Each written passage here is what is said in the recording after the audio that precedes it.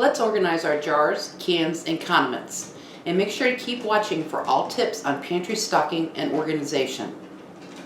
Jars, cans, and condiments have a long shelf life and add flavor to your everyday recipes.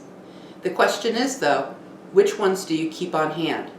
Start by making a list of the meals you use on a frequent basis. Now that you have your list of meals, break it down into cans, condiments, and sauces.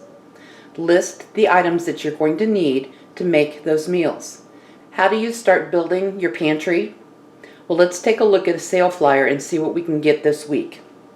This week, canned Libby vegetables are on sale, 5 for $5.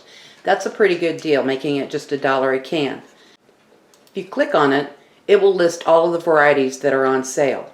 So this would be a time to stock up and build that pantry if these are items that you normally use.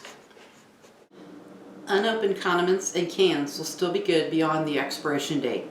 Keep in mind to check for a few things though. Look for dents, rust, bulging cans, smell, and remember to always do first in, first out. You can buy rotating can racks on Amazon. I'll leave a link below. They don't fit into my pantry, so I don't have any of those. One of the keys to fitting as much into your pantry and keeping it organized is to measure.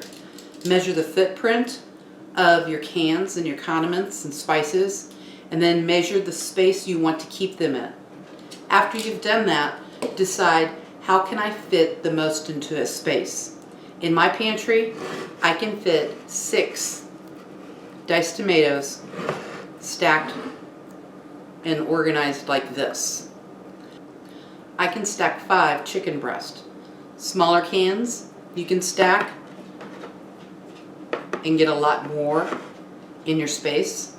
Larger cans, it's going to depend on the space that you're working with. Jars and condiments are more problematic. Generally, they don't stack and they're all different shapes. Again, measure your condiments and the space where you will store them.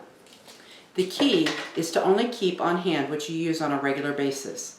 If you need something for a meal you don't normally cook, try finding multiple recipes that includes that ingredient.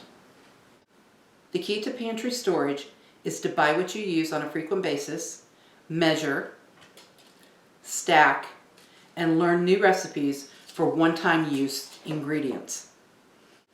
Build your pantry with organization in mind.